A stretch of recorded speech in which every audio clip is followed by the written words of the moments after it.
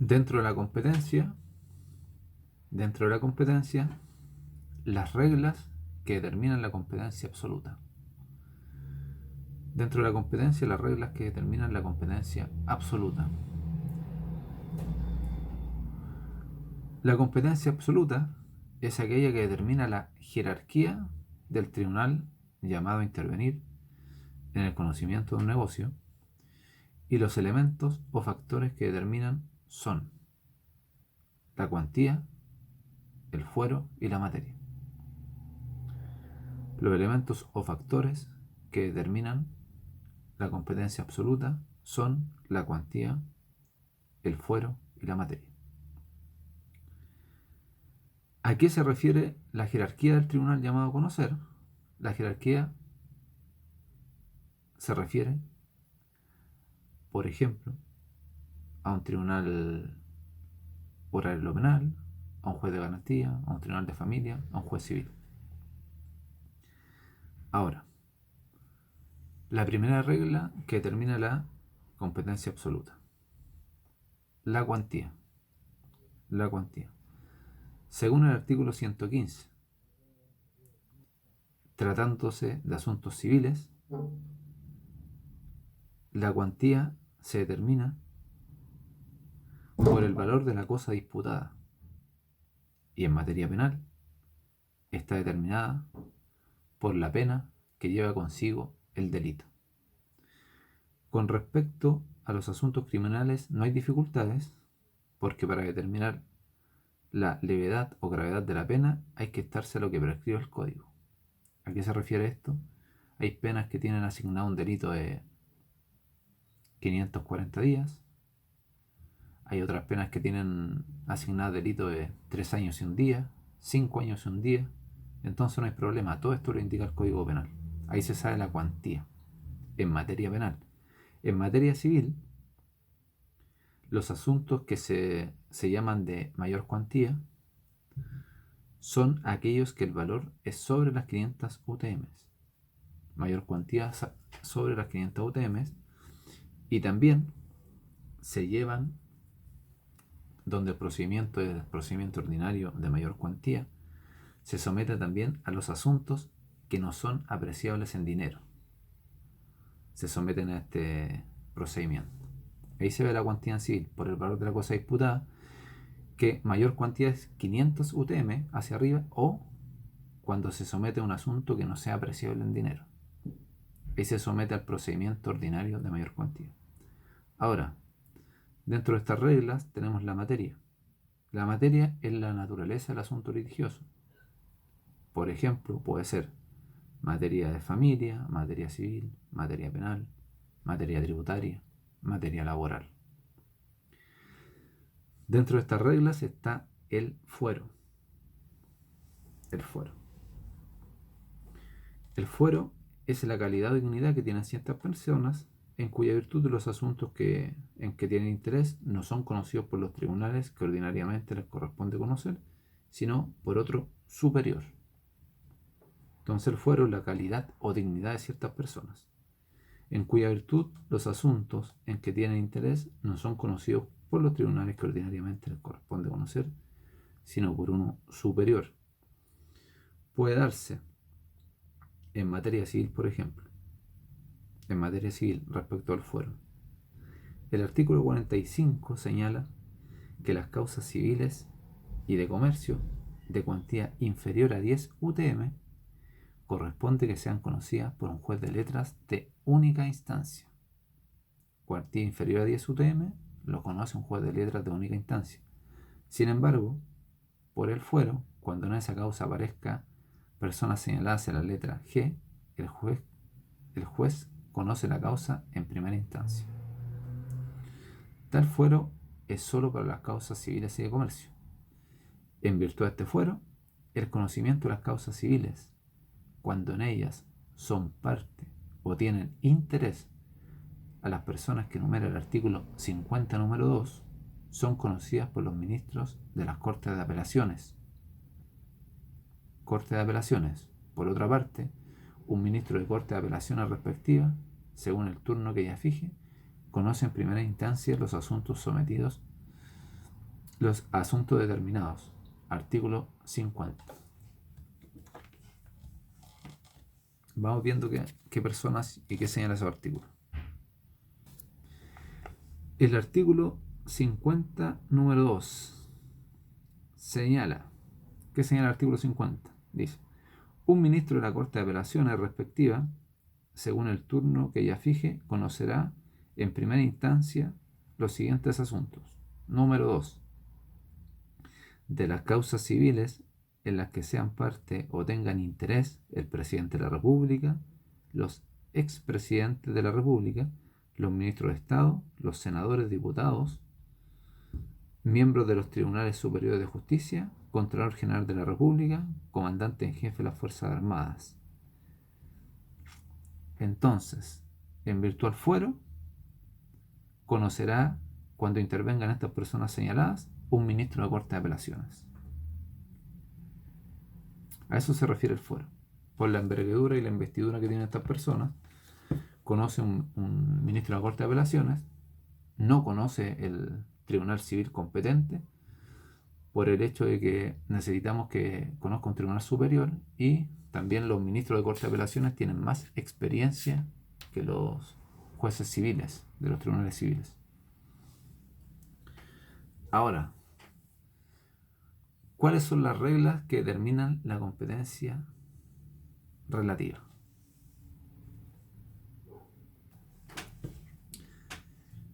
Competencia relativa. ¿Cuáles son las reglas que determinan la competencia relativa? Primero, ¿para qué sirve?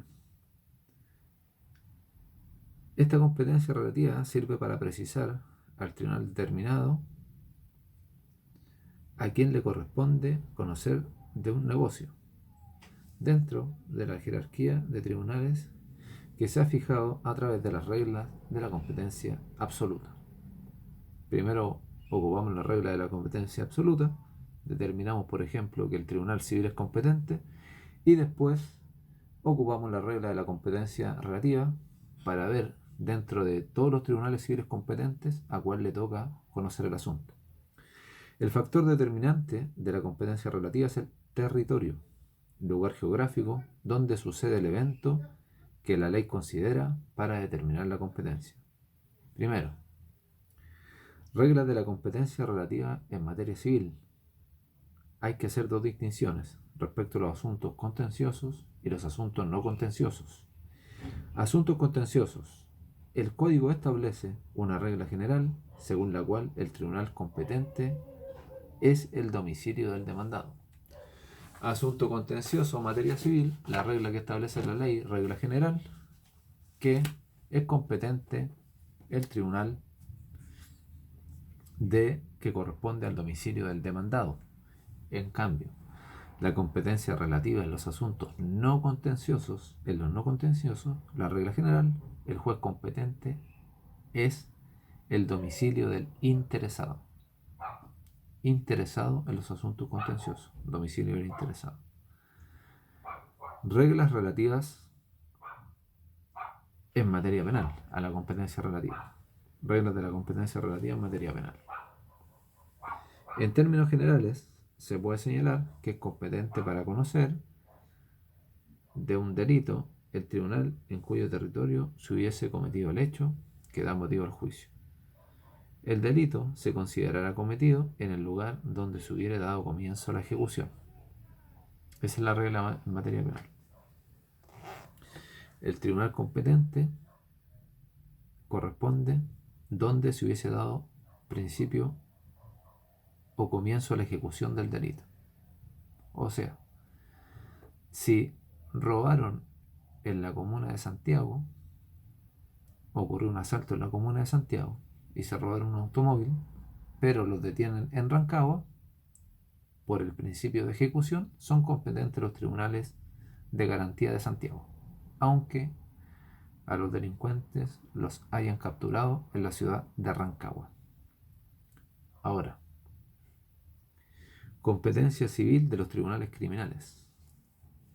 Competencia civil de los tribunales criminales.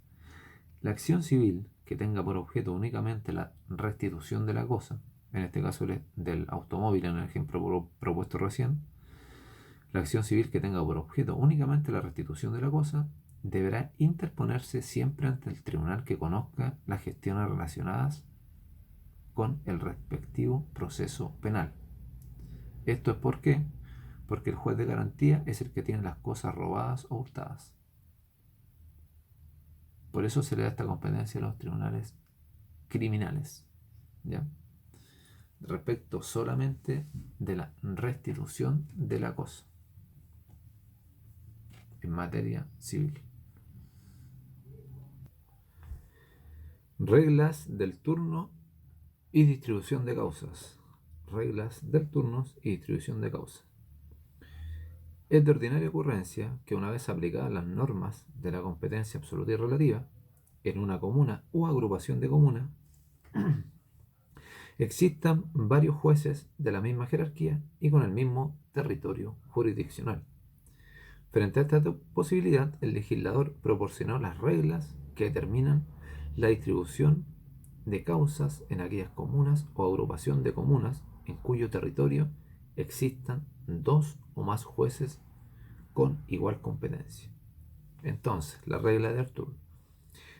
Es de común ocurrencia que una vez aplicadas las normas de la competencia absoluta y relativa, en una comuna o agrupación de comunas existan varios jueces de la misma jerarquía y con el mismo territorio jurisdiccional.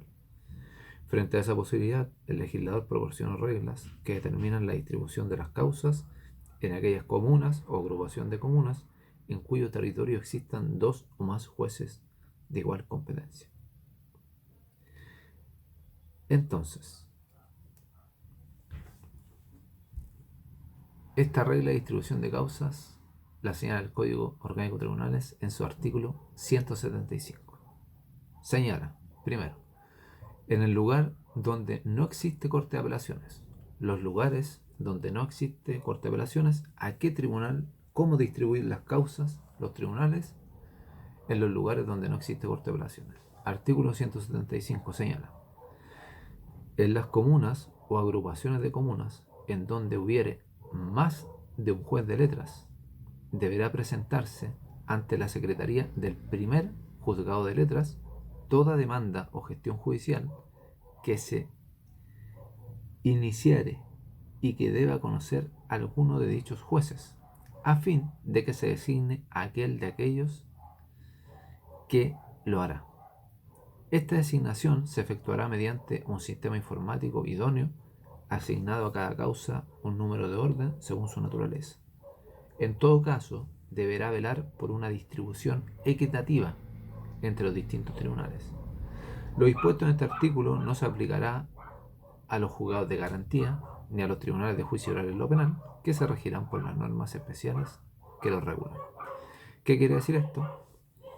Que en los tribunales donde no existan cortes de apelaciones, la demanda debe presentarse, como señala aquí, en la Secretaría del primer juzgado de letras. ¿Para qué? Para que este juzgado distribuya las causas equitativamente entre los otros tribunales. Como se sabe, las reglas de la competencia también sirven para distribuir el trabajo.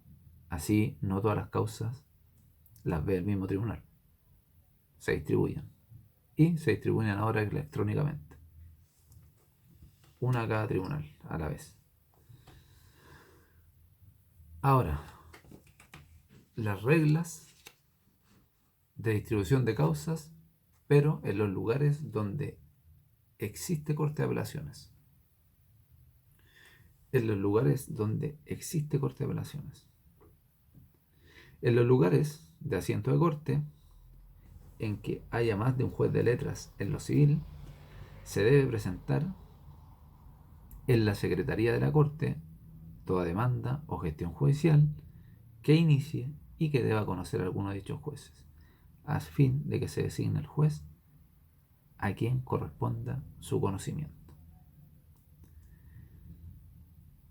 Artículo 176 del Código Orgánico de Tribunales. Señala, en los lugares de asiento de corte en que hubiere más de un juez de letras en lo civil, deberá presentarse a la Corte toda demanda o gestión judicial que se iniciare y que deba conocer alguno de dichos jueces, a fin de que se designe el juez a quien corresponderá su conocimiento. Esta designación se hará electrónicamente por orden del presidente del tribunal, asignando a cada causa un número de orden según su naturaleza. El artículo 178 que señala: no obstante lo dispuesto en los artículos 175 y 176, serán de la competencia del juez que hubiere sido designado anteriormente las demandas en juicio que se hayan iniciado por medidas prejudiciales, por medidas precautorias de la vía ejecutiva o mediante la notificación previa ordenada del artículo 758 del Código de Procedimiento Civil.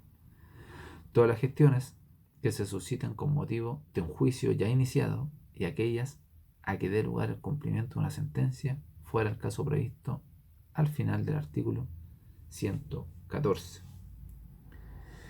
El artículo 179, por su parte, señala: estarán sujetos a lo dispuesto a los artículos 175 y 176, según el caso, el ejercicio de las facultades que correspondan a los jueces para el conocimiento de los asuntos que tienen por objeto dar cumplimiento a resoluciones o decretos de otros juzgados o tribunales. Entonces, la mayoría sostiene que estas reglas solo son medidas tendientes para revertir equitativamente el trabajo judicial y su omisión no implica incompetencia del tribunal. Ya, entonces, las reglas de distribución de la causa. La regla esta de distribución de causa es para repartir el trabajo entre los tribunales que son igualmente competentes para conocer un asunto, pero se dividen en territorios. Entonces, primero veíamos los lugares donde no existe corte de apelaciones, se interpone la demanda en el primer juzgado de letras para que éste la distribuya. Donde hay corte de apelaciones, se interpone en la corte de apelaciones y él distribuye las causas, las demandas en los distintos tribunales civiles competentes, y las excepciones son el artículo 178 del COD y el artículo 179.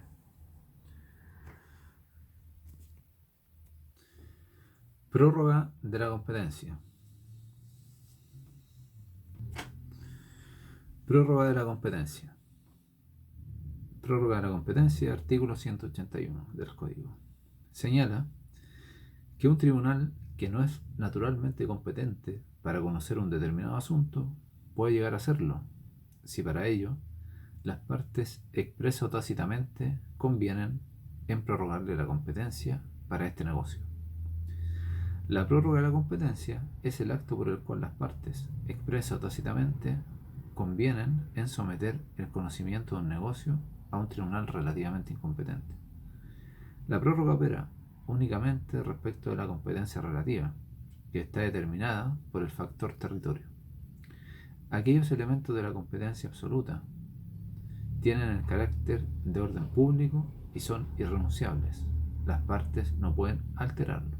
Los elementos de la competencia absoluta tienen un carácter de orden público y son irrenunciables. Por ende, las partes no pueden alterarlos, pero sí los de la competencia relativa. El tribunal a quien se vaya a prorrogar la competencia debe ser competente a la luz de los elementos de la materia, del fuero y de la cuantía. Solo debe ser incompetente en razón al territorio. El tribunal a quien se va a prorrogar la competencia debe ser competente a la luz de los elementos de materia, del fuero y la cuantía. Solo debe ser incompetente en razón al territorio. Requisitos de la prórroga de la competencia. Requisitos de la prórroga de la competencia. Para que pueda operar esta prórroga de la competencia deben cumplirse una serie de requisitos que son: primero, debe mediar un convenio entre las partes, el que puede ser expreso o tácito. Debe mediar un convenio entre las partes, el que puede ser expreso o tácito. El expreso tiene lugar cuando las partes convienen en la prórroga, en el contrato mismo o en un acto posterior, designándose con toda precisión al juez a quién se van a someter. Por ejemplo, en el contrato se suscribe que las partes se someterán a la competencia de los tribunales de Santiago. Como por ejemplo, en el contrato se suscribe que las partes se someterán a la competencia de los tribunales de Santiago.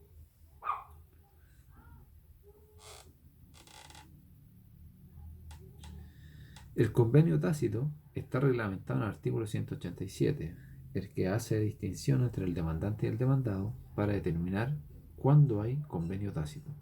De acuerdo a esta norma, se entiende que prorrogan tácitamente la competencia el demandante, por el hecho de ocurrir ante un juez que no es naturalmente competente, interponiendo su demanda. Por ejemplo, era competente el juez de Santiago y opuso la demanda en los tribunales de Rancagua.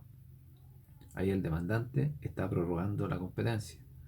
Ahora, el demandado, cuando la prorroga, por haberse apersonado al juicio efectuando cualquier gestión que no sea reclamar la incompetencia. O sea, el demandante la prorroga cuando yo debí demandarlo en Santiago, lo demandé en Rancagua y no opuso la excepción de incompetencia al tribunal, sino que prosiguió con el juicio y contestó la demanda.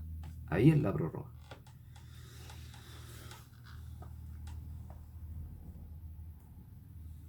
Ahora bien, si el demandado no se apersona, es decir, no comparece al juicio y éste sigue en su rebeldía, hay prórroga tácita a la competencia.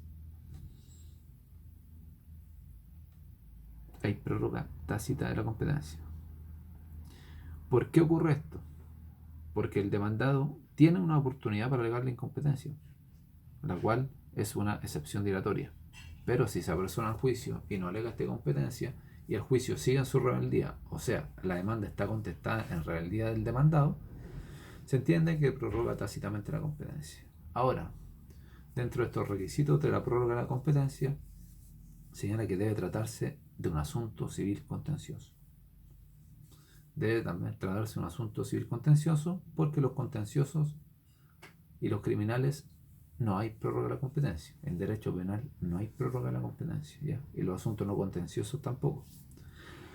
Otro requisito de la prórroga de la competencia dice que la prórroga opera solo si se trata de tribunales de única o primera instancia. La prórroga opera solo si se trata de tribunales de única o primera instancia. Esto indica que no procede la prórroga de la competencia entre tribunales de segunda instancia.